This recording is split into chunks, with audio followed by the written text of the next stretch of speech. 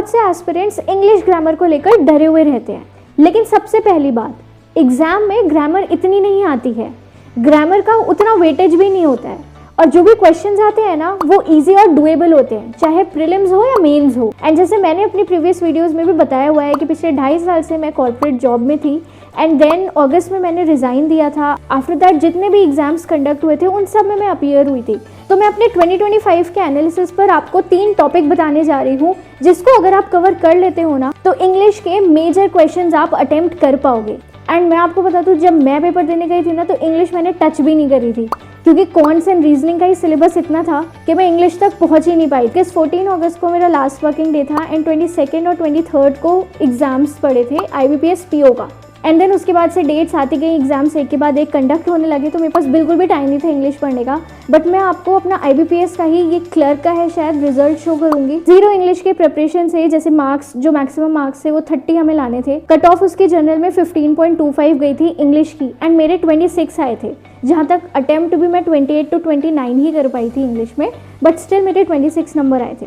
सो आप देख सकते हो कि क्लर्क लेवल में ही क्वेश्चंस कितने डुएबल होते हैं कि आप 0 प्रैक्टिस से ही जाकर वहाँ पर सॉल्व कर पाओगे। सो जैसे मैंने कहा था कि मैं आपको 3 टॉपिक्स के नेम बताने वाली हूँ। तो हमारा फर्स्ट टॉपिक है सब्जेक्ट वर्ब एग्रीमेंट। इसका बस यही कॉन्सेप्ट है कि सब्जेक्ट के साथ वर्ब मैच होना चाहिए। अगर सिंगुलर सब्जेक्ट है तो सिंगुलर वर्ब होगा, और अगर प्लूरल सब्जेक्ट है तो प्लूरल वर्ब होगा। सिर्फ ये कॉन्सेप्ट है, अगर आप इसे अच्छे से सीख लेते हो, ज़्यादा से ज़्यादा क्वेश्चन सॉल्व कर लेते हो, तो पेपर में अगर इससे रिलेटेड कुछ भी क्वेश्चन मिलेंगे ना, आप इजीली सॉल्व कर लोगे।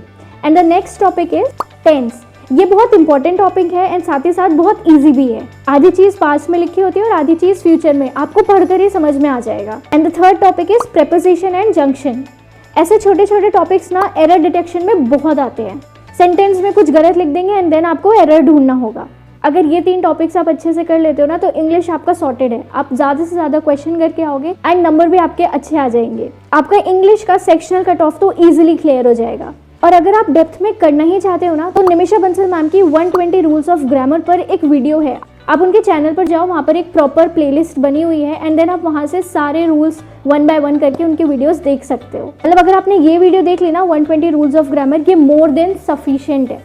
एंड जैसे मैंने पहले भी बताया कि मैं भी निमिषा बंसल मैम को ही फॉलो कर रही हूँ। मैंने उनकी बुक भी ये परचेज करी हुई है, वोकैब प्रोडिजी की। आपको इसके कंटेंट्स देखने हैं कि क्या कैसे इसमें कौन कौन से टॉपिक्स दिए गए हैं, तो आप शॉर्ट्स में जाकर देख सकते हो। मैंने वहाँ पर प्रॉपर इस बुक के बारे में बताया है। तो that's it for today's video. Thank you so much for watching and do subscribe my channel for more such informative videos. Also आप मेरे चैनल पर विजिट जरूर करना, बिकॉज मैं daily vocabulary, idioms and phrases पर भी वीडियो लाती हूँ, जो कि मोस्ट कॉमनली एग्जाम्स में आते हैं। सो शॉर्ट सेक्शन देखना मत भूलना।